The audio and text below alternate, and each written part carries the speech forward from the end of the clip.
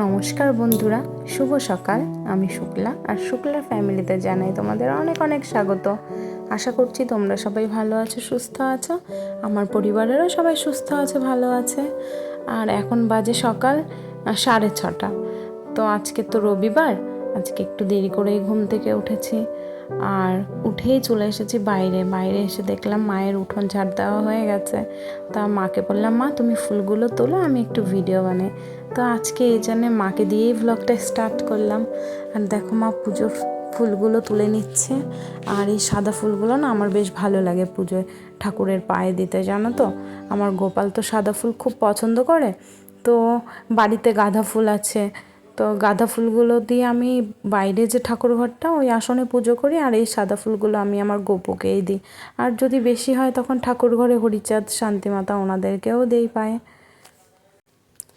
আর এখন না গাছে ফুল ফোটা কমে গেছে। আগে গাছটায় অনেক ফুল হতো, একদম সাদা হয়ে যেত গাছটা অনেক। আর দেখো ফুল তোলা হয়ে গেছে, মা এখন বেলপাতা ছিঁড়ে নিচ্ছে। আর আমাদের বাড়িতে 3টে বেল গাছ আছে, যেখানে মা একটা ছোট গাছের থেকে পাতা ছিঁড়ছে। আর এই যে এই পাশে একটা আছে বড়। এগুলোর বয়স কিন্তু বেশি না, 2-3 বছর হবে বয়স। আর আমাদের ঘরের পিছনে, আমার ঘরের একদম পেছনে, ওখানে আরেকটা বেল গাছ আছে। তো এই গাছটা অনেকটা নষ্ট হয়ে গেছিলো, যার কারণে এই গাছ দুটো সামনে লাগানো হয়েছে। আর দেখো বন্ধুরা, ফুল তোলা হয়ে গেছে। তো মাকে বললাম, মা তুমি একটু আমার চুলে তেল দিয়ে দাও। আর জানো তো, মানে আমার না হাতে তেল লাগাতে ইচ্ছা হয় না। আমার বেশিরভাগ আমার চুলে তেল দিয়ে দেয় আমার একটা ননদ আছে, তৃষা। ও এলেই আমার চুলে তেল দিয়ে দেয়। তো মা চুলে তেল দিয়ে দিল, তারপরে চলে এলাম ঘরে, যে আর কতক্ষণ সময় নষ্ট করবে, এবার কাজগুলো শুরু করি। আর কি বলো তো, আজকে না মানে শরীরটাই কেমন লাগছে, কোনো কাজ করতে ইচ্ছে করছে না, এরকম মনে হচ্ছে। তো ঘরে এসে আগে দেখো আমার বিছানাটা ছড়ানো ছেটানো রয়েছে। আজকে ভেবেছি বেড কাভারটা চেঞ্জ করব। বেশ কয়েকদিন হয়েছে বেড কাভারটা পেতেছি। তো শুধু বেড কাভারটাই চেঞ্জ করব, বালিশের আর কাভারগুলো চেঞ্জ করব না। কি বলো তো, বেড কাভারটা নোংরা হয় তাড়াতাড়ি, কারণ ছোট ছোট বাচ্চা রয়েছে তো বাড়িতে। ওরা বিছানার ওপরে বসেই ছবি আঁকবে, লিখবে, তারপরে খেলাধুলা করে সব সময়। যখন লেখার সময় ওই রাবার ঘষবে, রাবার ঘষে সেই গুঁড়োগুলো বিছানায় পড়বে। আবার কালার করবে, তো সে কালার বিছানায়ও করে রাখে কালার। তো এই জন্য ঘন ঘন বেড কাভারটা একটু চেঞ্জ করতে হয়। বালিশগুলো খুব তাড়াতাড়ি করি না, বালিশগুলো 7-8 দিন 10 দিন এরকম পর পর বালিশের কাভারগুলো পরিষ্কার করি। তো দেখো বন্ধুরা, আমি আগে বিছানাটা ফাঁকা করে নিই। আর জানো তো বন্ধুরা, কালকে আমি ডাক্তার দেখিয়ে এসেছি, আমার দাঁতে একটু সমস্যা হয়েছে, যার কারণে ডাক্তারের কাছে গেছিলাম। তো সেই ওষুধের প্যাকেটটা কালকে দেখে আমি বিছানায় রেখেছিলাম, আর নামানো হয়নি, এখন গুছিয়ে রাখলাম। আর দেখো এর মধ্যে আমার বড় মেয়েটা উঠে গেছে ঘুম থেকে। তো ওর জন্য আমি ব্রাশে টুথপেস্ট লাগাতে আজকে পারিনি, কারণ আমি সকালবেলা বললাম তো তোমাদের যে কিছুই করতে ইচ্ছে করছিল না, তার জন্য আর ব্রাশটা করা হয়নি। যাই হোক, এখন আমাদের 3জনের ব্রাশেই টুথপেস্ট লাগিয়ে নেব। আর দেখো তোমাদের তো বলেছি ওর স্কিনের সমস্যা। দেখো তার জন্য সারাক্ষণ মেয়েটা এরকম করে চুলকাতে থাকে। ভাবছি দেখি অন্য একটা স্কিনের ডাক্তার দেখাবো। এই প্রায় 20 দিন আগে একটা ডাক্তারকে দেখিয়ে নিয়ে এসেছি, কিন্তু কোনো পরিবর্তন বুঝতে পারছি না। তার জন্য ভাবলাম দেখি অন্য একটা ডাক্তার দেখাই। এবার ভালো স্কিনের ডাক্তার যদি পাই তাহলে সেখানে নিয়ে যাব দেখাতে।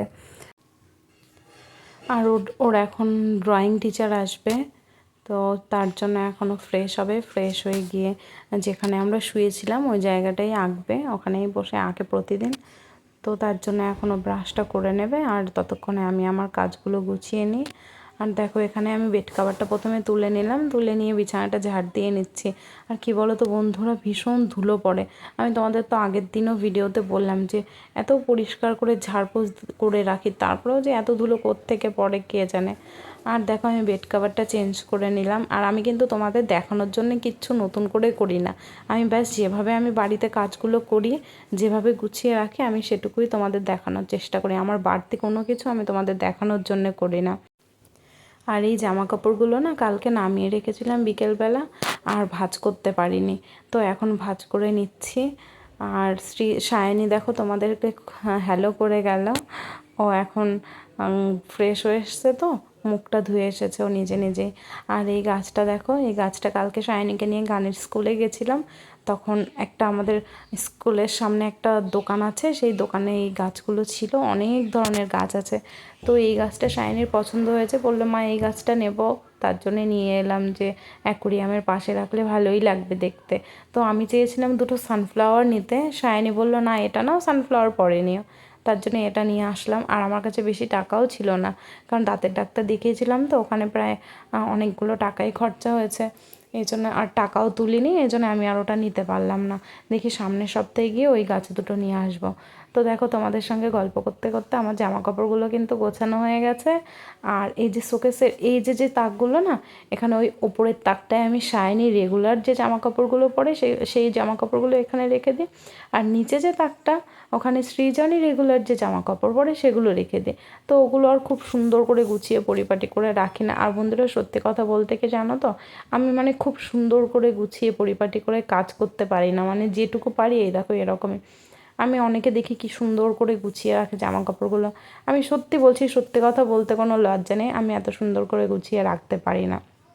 যেটুকু নয় মানে একেবারে ছড়িয়ে ছিটিয়ে রাখলে তো ভালো লাগে না, আর সেটা নিজেরও ভালো লাগে না, তবুও চেষ্টা করি গুছিয়ে রাখার। আর এখানে দেখো আমার যে শাড়িটা আমি আগের দিন আম মাখা ভিডিও করেছিলাম, সেই শাড়িটাও ধুয়ে দিয়েছিলাম।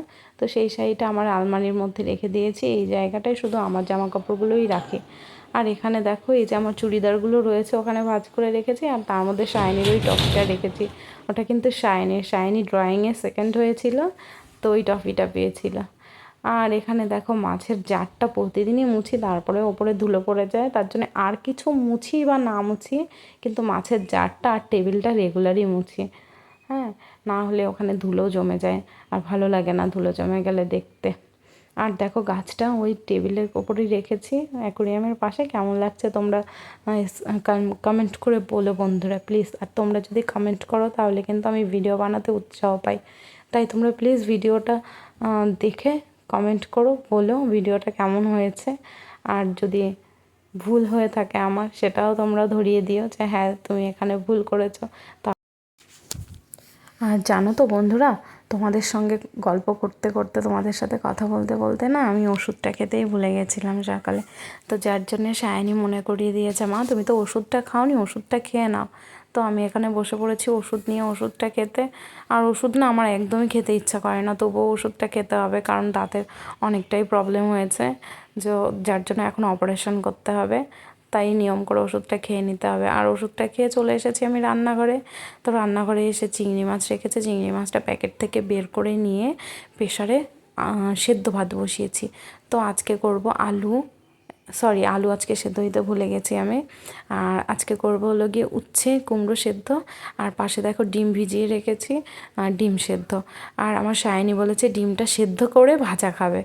তো কালকে বলেছিলাম তো ঠিক আছে বাবা, কালকে সকালবেলা তোমাকে এটা করে দেবো। তো আজকে সকালে করছি। আর দেখো প্রেশারের ভাতে আমি একটু লবণ দিয়ে নিলাম, প্রেশারের ভাতে যদি একটু লবণ দিয়ে করা যায় তাহলে মানে খেতে খুব ভালো লাগে, স্বাদ লাগে খেতে। আর এখানে দেখো আমি বসিয়ে দিয়েছি ডিমটা ভালো করে ধুয়ে, এই সাইডে সেদ্ধ বসিয়ে দিয়েছি, আর এই পাশে প্রেশারে ভাতটা বসিয়ে দিয়েছি। তো চলো ভাতটা হতে লাগুক, ততক্ষণে আমি অন্য কাজগুলো করে নিই। আর এদিকে দেখো আজকে দুপুরে রান্না করব এই পাট শাক চিংড়ি মাছ দিয়ে তরকারি।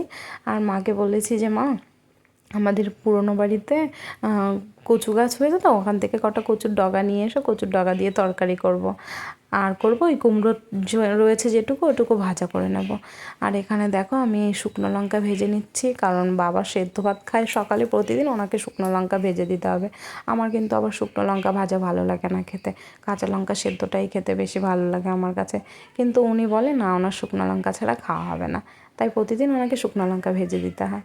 আর এখানে দেখো ডিমগুলো ছুলে আমি বটি দিয়ে মানে চিড়ে চিড়ে নিয়েছি। এবার একটু নাড়াচাড়া দিয়ে না আমি খুন্তি দিয়ে কেটে নেবো ডিমটা। আর এভাবে ডিম ভেজে খেয়ে দেখবে বন্ধুরা, সত্যি খুব ভালো লাগে খেতে। হ্যাঁ, মানে সেদ্ধ করে এভাবে যদি ভেজে নাও সত্যি ভালো লাগে খুব খেতে।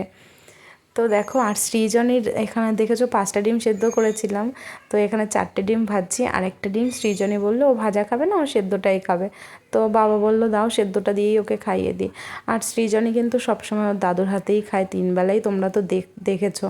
হ্যাঁ, যে সৃজনীকে ওর দাদুই খাওয়ায় সবসময়, তো ওর খাওয়া নিয়ে আমার টেনশন করতে হয় না। কালকেও রাত্রে আমি গানের স্কুলে গেছিলাম, সেখান থেকে বাড়ি আসতে আমার 9টার বেশি বেজে গেছে।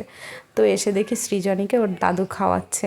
সৃজনীর খাওয়া নিয়ে আমার কোনো চিন্তা করতে হয় না, কিন্তু আমার বড়টা গো ভীষণ মানে জ্বালায় আমাকে খাওয়া নিয়ে, জানো তো।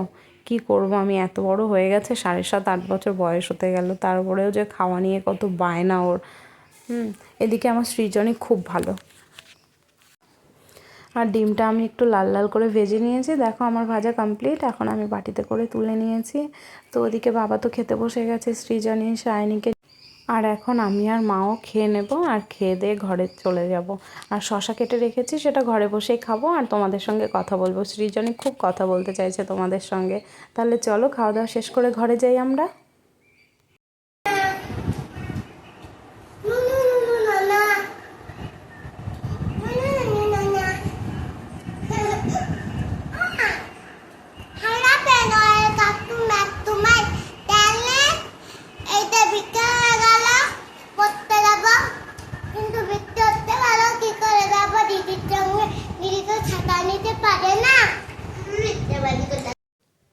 আর বন্ধুরা এখন বাজে বেলা 12:30।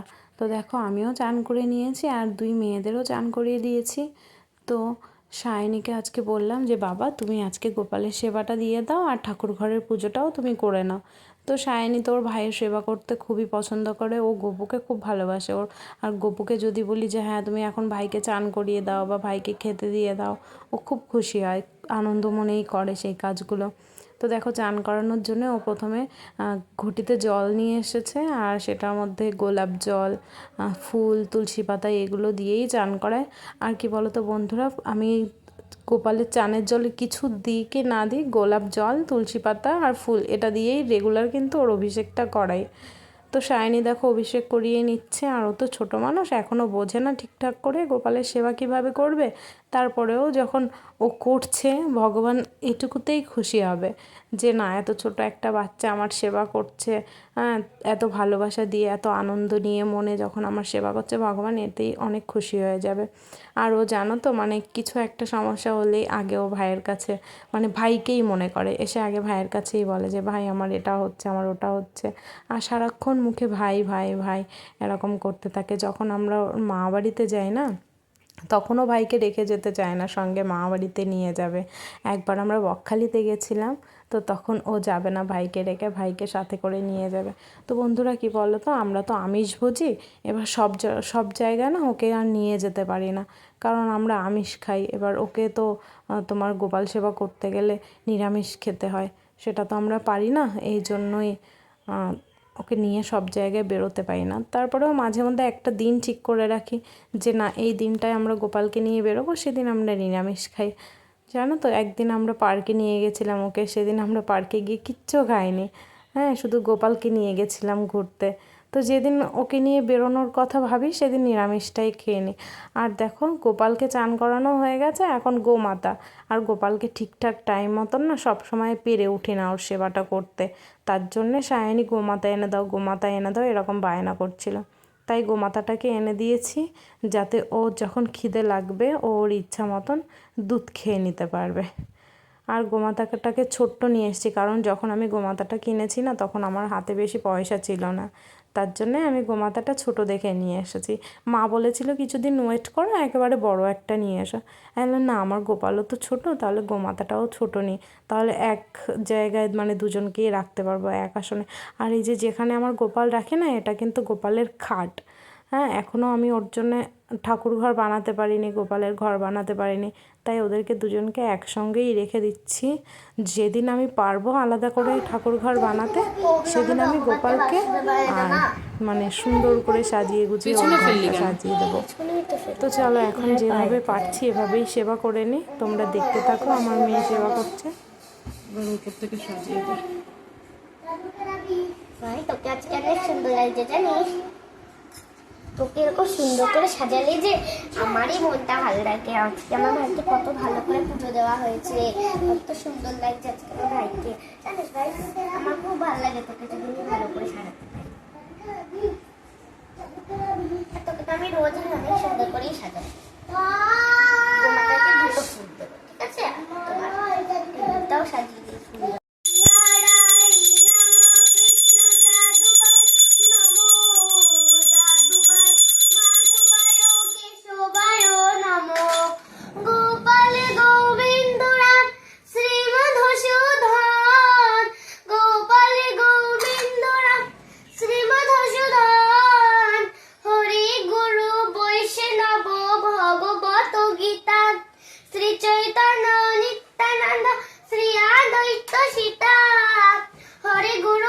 বৈষ্ণব ভগবত গীতা হরি বল হরি বল হরি বল হরি বল হরি বল হরি বল হরি বল হরি বল।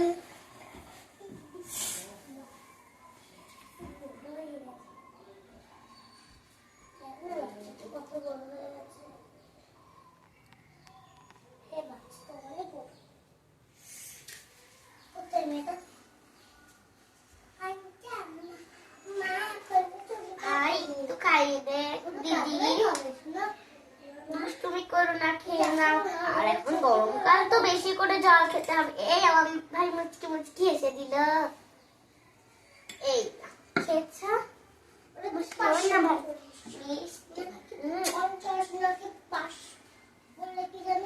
বন্ধুরা, ভাইকে আমি অভিষেক করে তুলসী মাতাকে এই যে জল দেব। আর এই দেখো তুলসী মাতা আমাদের। তো চলো জলটা দেওয়া যাক। তুলসী তুলসী নারায়ণ, তুমি তুলসী বৃন্দাবন, তোমার শিরে ঢালি জল, অন্তিমকালে দিও স্থল।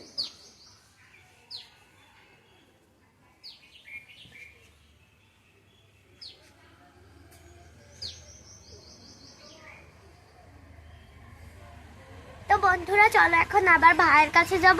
ভাইয়ের খাবারটা তুলে এখন আমি ঠাকুর ঘরে সবাইকে পুজো দেব।